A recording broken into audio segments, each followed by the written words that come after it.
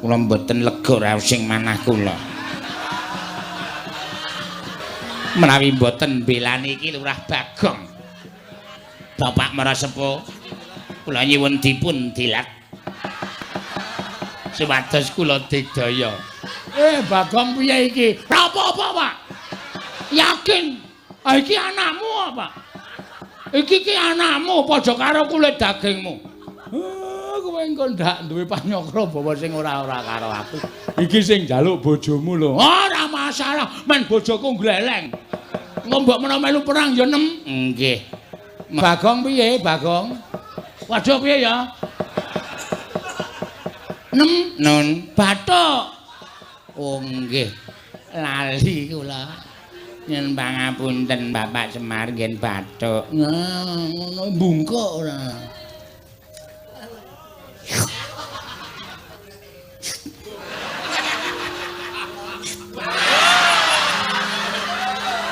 Ngene wae Mer. Ya saiki dijajal kadegdayane. Bapak karo anak menang sapa? Aku wis rong sasi ora lho, Mer. Bung Wilahing. Lho malah janturan. Awigna mastu namat sidam. Bagong. Halus banget. Wangsulan. Kula Sang Hyang Pukulun Ulun ngejawantah ana ing wisma kita. piye iki? Ulun ki sapa, Pak? Ulun ki aku. Antil modar we.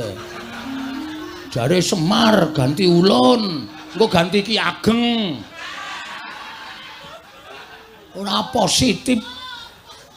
Wah, suwe iki le ngedongke Bagong suwe. Ini tak andani ini.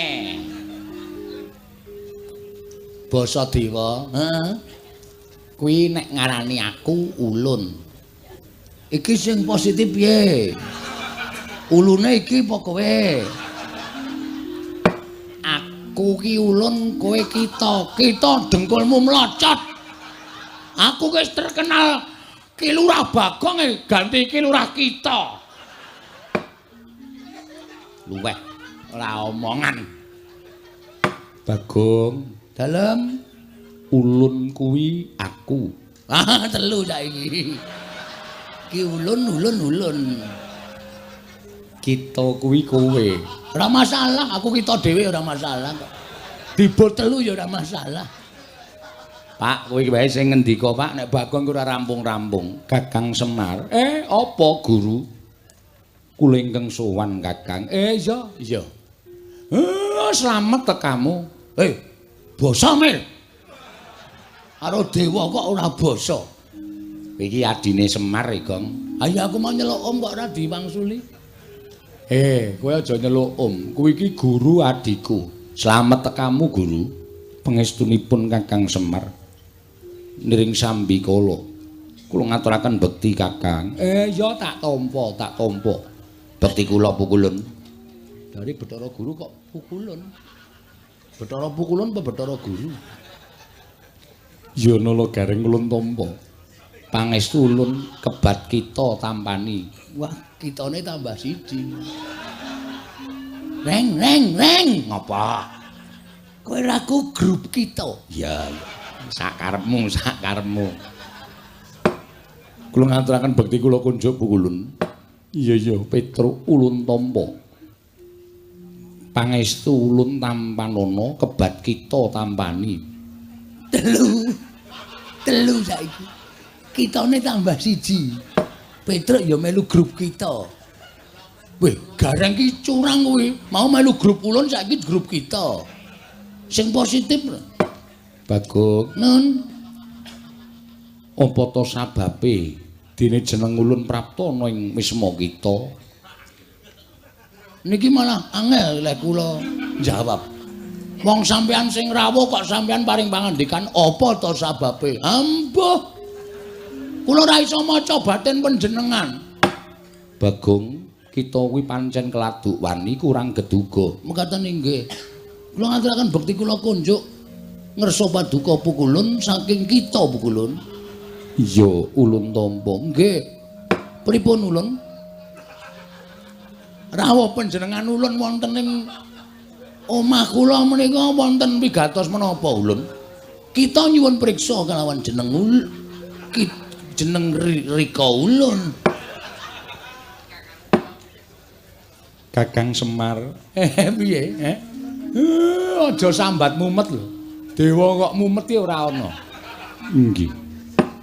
Anggen kula prapta wonten ing mriki krana kula menika midhanget dhateng prasapanipun titah. Wondene titah ingkang prasapa menika kala wau boten sanes kejawi namung Bagong, putranipun Kyai Semar, Kakang Badranaya. Monggo sejatosipun Bagong menika rak sanes putra panjenengan Kakang. Nanging menika dumados saking wewayanganipun Kakang Semar. Duk nalika Kakang Semar minggah wonten ing Kayiwangan nyuwun rencang dhateng ingkang rayipun Jatimurti tumunten kula sowanaken Sang Hyang Bathara Tunggal. Dening Kanjeng Rama ayang-ayanganipun Kyai Semar dipun puja wujud lare. Inggih menika Bagong.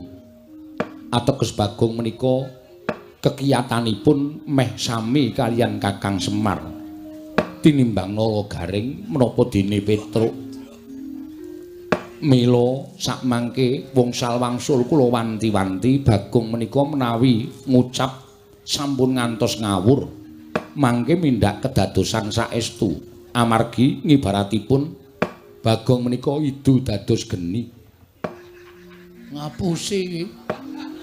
Kok ngapusi piye? Aku wingi ngidoni uwuh ora kobong. Atenan idu dadi geni do kaget kabeh. Angger tak idoni nyas. Maksude idu dadi geni iki sak ucape dadi. Oh, ngono to. Iya. Mila sasampunipun Bagong menika kala wau prasapa utawi sumpah.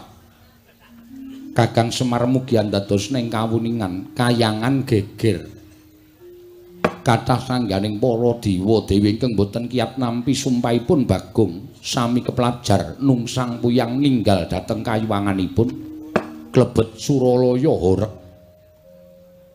Rungkat bali martiyu kundha. Nalika semanten tumuli kula niti priksa dhateng kawontenanipun jagat jebul Bagong ingkang ndawahaken prasapa. Ing mekaten Kakang kula nuwun sewu. Boten ateges kula wantun dhateng Kakang Badranaya, namung Kakang kedahipun nglenggono dhateng kalepatanipun Bagong. Mila dinten sakmangke kula piyambak boten utusan dhateng sinten-sinten, namung ingkang rayipun Jatimurti piyambak ingkang badhe amethuk dhateng pun Panakawan Bagong. Sakmangke kedah nampi pidana saking kadewatan krana sampun wantun damel geger kayiwangan satemah rengat bali martiyu kundha manik Kakang Semar. Kagatri sang kapirangu rinangkul kinempit kempit dosa ngreknaning bawana ing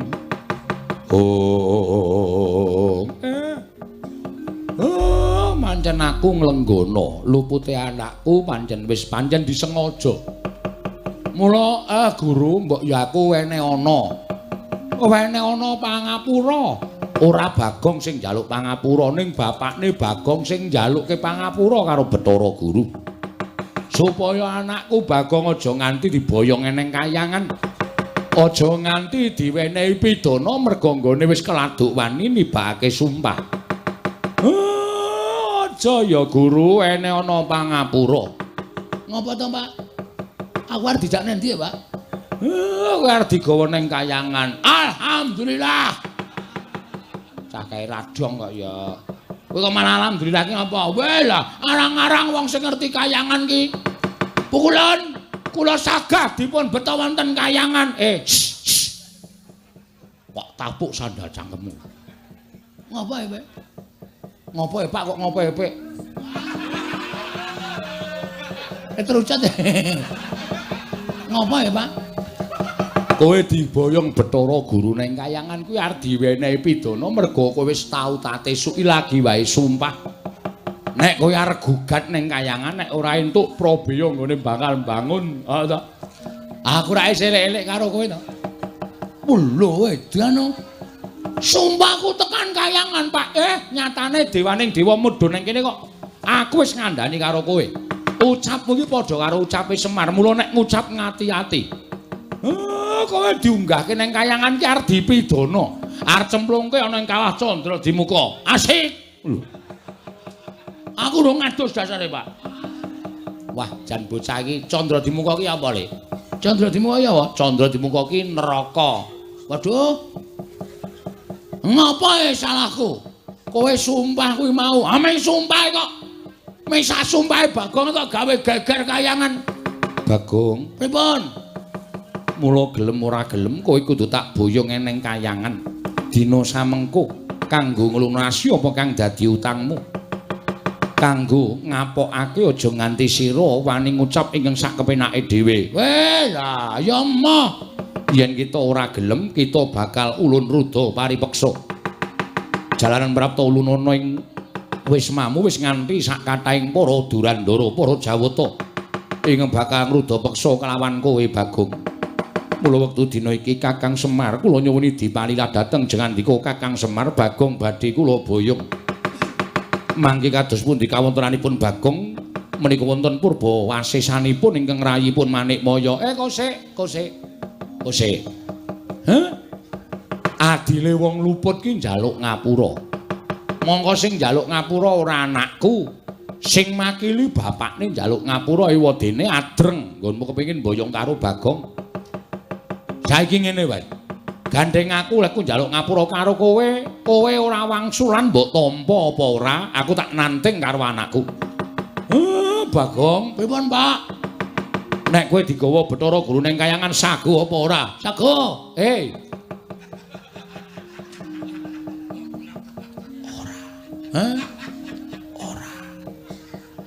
Ora.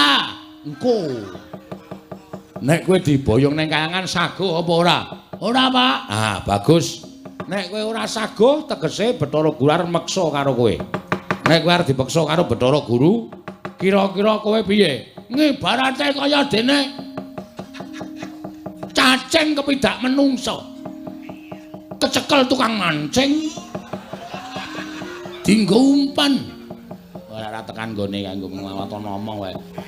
Cacing kepidak menungso ki ngolet. Butuh bales, Pak. Aku ki menungso. Kedunungan perasaan aku ora ndek niat gawe geger kayangan. Niatku men supaya apa penjangkaku iso kasembadan mula nek nganti aku arep digawa ning kayangan, aku ora sudi, Pak. Aku moh nek aku dinikah Bathara Guru.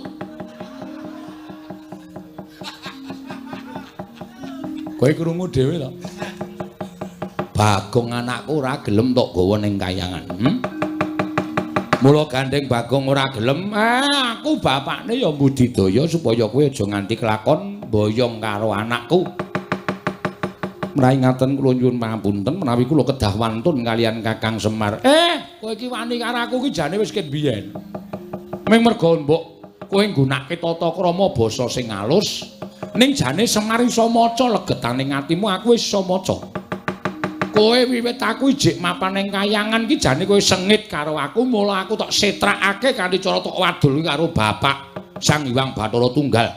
Aku mbok arani kepengin dadi dewaning para dewa, terus aku mbok fitnah. Kowe matur karo Sang Hyang Tunggal nek Semar karo utawa Esmaya karo Tejamaya do gelut padha rebutan kepengin dadi dewaning para dewa, tumuli aku dihukum dening Sang Hyang Tunggal. Kon mangan pagering gunung jagat sisih wetan lan kon mangan pagering gunung jagat sisih kulon. Nganti bubrah ragaku kaya ngene tumuli aku mudhun ning kayangan. Terus panjangkamu kelakon dadi ratu ning para dewa. Janjane kowe iki ragil, ora duwe hak tumrap ing kayangan. Ning merga saka apa kagawemu nganti aku disingkirke saka kayangan. Ora merga kowe nduweni rasa gething keburu sengit karo Semar to, Hah? Bathara Guru ulun boyong ning kayangan. Cemplungke sapiteng. luputan tumrap Semar Badrana ya. Ayo ora, kowe wangsulan, ayo gage. Mula pendak-pendak kowe mudhun ning jagat, pendak-pendak kowe gawe srana. Kuwi mesti supaya kowe iso mateni karo Semar mergo kowe iki rumangsa keganggu. Lemu dadi dewa ora tentrem, lemu dadi dewa ora jenak, mergo aku ijek urip ana ing Janaloka. Mula kowe pendak-pendak gawe perkara. Kowe pendak-pendak mbibiti perkara karo Semar, sirmu lak ming kepengin jangka karo aku to. Kaya iki. Kowe bakal mboyong karo Bagong. Kowe ngerti nek Bagong ki ayang-ayangane Semar. Nek nganti Bagong iso tok lebur ning kayangan kono, aku persasat ilang kekuatanku.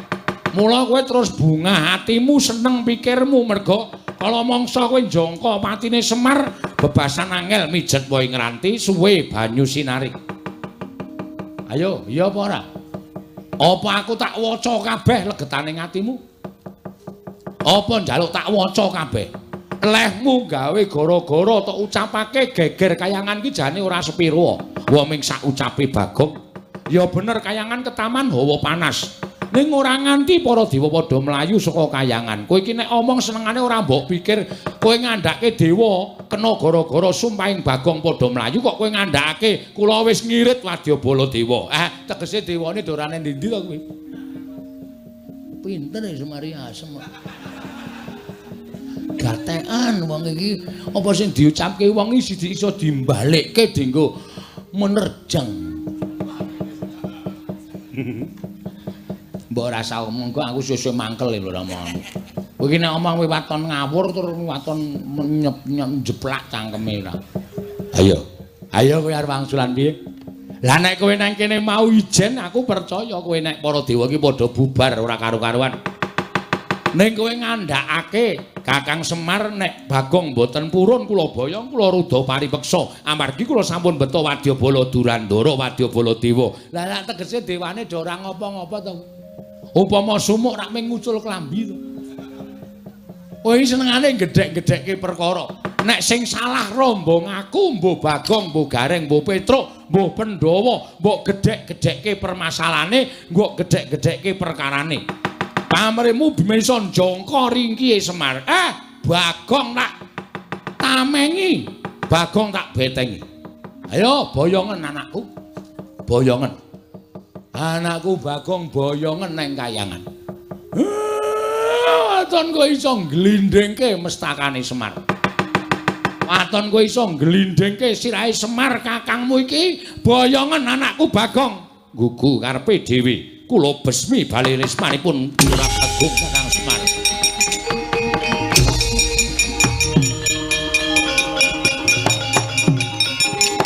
Matur nuwun, Pak.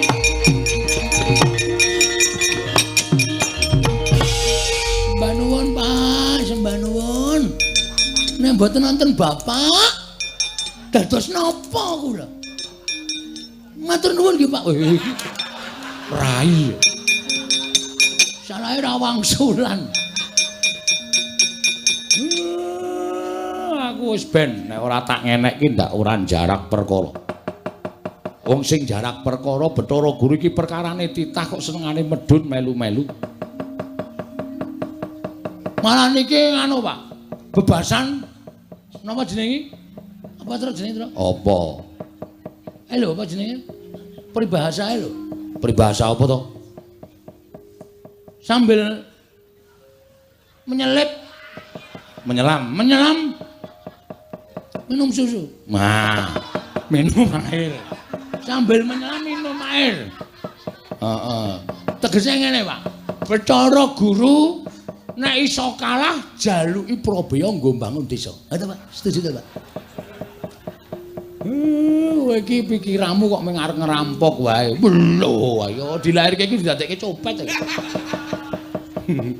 Dadekke copet dong. Wis engko gampang nek Bathara Guru engko kalah karo aku, tak jaluki Prabayane aja kuwatir. Asik. Lakon minggu ngarep aku gotong royong. Ngecor dalan. Ngarep omahku tak gawe kandele 20 cm. Dalan liyane tak gawe 5 cm. Ora jenenge wis urek to kowe kaya ngono kuwi jenenge kowe iki apa jenenge mulyake awakmu dhewe. Nduk liyane gampang jeglong nggonakmu ora. Ora apik kaya ngono. Bagong wis nek ngono kowe ora usah melu-melu. Petro, dalem, Pak. Rene. Bathukmu ndi? Enggak. Mungsuhmu engko ora bain-bain para dewa, ya. Nggih. Tak dilat mbun-bunamu kowe ora kena lara luputing pati. Kowe ditamani gaman apa-apa ora temomo. Kowe mungsuh dewa menang bengi iki. Estu, Pak. Domongi kok. Matur nuwun. Adimu belani. Nggih, ngestakaken dawuh. Bun-bunan kula, Pak.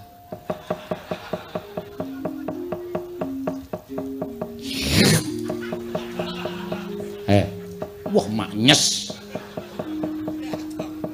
Dian. Kula ditumbak ya ora temomo, ora. Disuduk keris ya ora temomo, ora. Di circle ya ora temomo, ora. Leleng engko aku arep ngajar dewa-dewa terus. Ya. Halo, Pak. Kowe arep melu perang, Pak? Melu. Iduku wis entek. Wih, senengane kok. Liyane wis waton teles. Aku ora kepoyo. Gak aku mer. Eno. Lara dikai aku ora. Wis. Wah, edan. Nang mripat Padang ya, Tru. Ketetesan soalé. Kula mboten lega ra sing manah kula.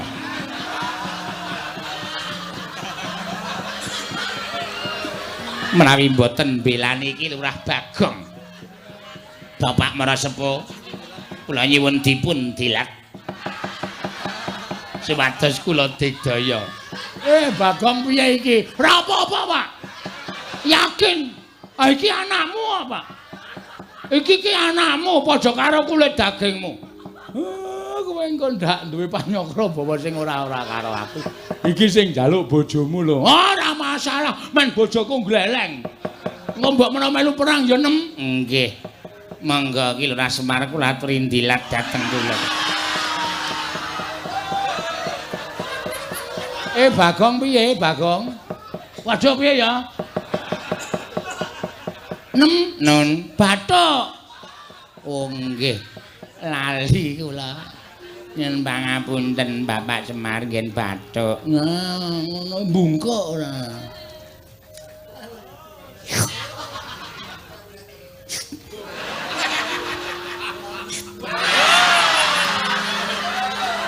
Ngene wae Mer. Ya saiki dijajal kadegdayane. Bapak ro anak menang sapa? Aku wis rong sasi ora lho, Mer. Kowe kok ku mau wani ora. Kegedengkelmu, Mas. Penyanyi kula niku kalian bapak menika sampun kados anak dhewe. Amun de panyongkra buwon sing mboten. Niki ming demi keamanan supaya mangken wonten dewa sing mlebu wonten ing Bale Wisma panjenengan menika kula ingkang ngadepi. Kula wusu. Oh, bojomu iki anu Bagong biyen olahragawan pencak silat to. Heeh. Wah, kuwi pothok biyen. Ngarat boto papate prel ngono. Padha aku. Aku ngarat kerupuk 8. Oh, kerupuke. Aku wae kuat lho. Mung kerupuke kok dipamerke. Petro dalem, Pak. Nala Gareng Bathara Guru nek pancen nggawa wadyabala. Dewa dirampungi. Oh nggih, ngestaken dawuh. Aku muling karo kowe ya. Dewa iki malati, nggih. Mula nek ngantem dewa iki aja nganti ngantem nggon rai, wis ora kena. Mergo kowe wis dipesthekke karo sing gawe urip nek dewa iki pancen duwe derajat lan pangkat nek diantem nggon sirah ora bakal kena. Waduh, terus ngen pundi? ngantem dewa kuwi dada medun. Dada medun. Pupu angsal entuk. Weteng angsal entuk, waton dada medun. Ya, Tru ya. Ha iya. Omonge. Nek diantem nggon weteng ra apa-apa, nggon pupu ra apa-apa, diplotot wae. Kuwi le mari 3 dina raran-raran. Mengko sing tanggung jawab aku. Sing tanggung jawab aku. Ora ana murinane Bathara Guru tak tandangane. Tak tandangane Bagong. Oh nggih pangestaken dawuh. Aja sapa iki mbandemi gendeng iki. Lho. Kok saya akeh sing mbandemi? Kae kawulamu ngopo? Takonane, Pak. Enten napa niki lagi pepanggihan kali Bapak kok? Yaketen kok dereng limbukan niku napa? Ngomong wae niku ngetapke para kawula nek ora ana limbukan trima mulih. Oh iya, heeh, aja kuwatir wis. Tak langsung limbukan, aja kuwatir. Wonten jawuh. Pasangamu endi? Nembe dandan. Kon rene cepet iki masyarakat wis protes. Oh nggih, ngestaken dawuh. Lha aku, aku arep ngopo-ngopo sak karepmu, Pak. Aku tak ndelok limbukan. Tengok pojok kana.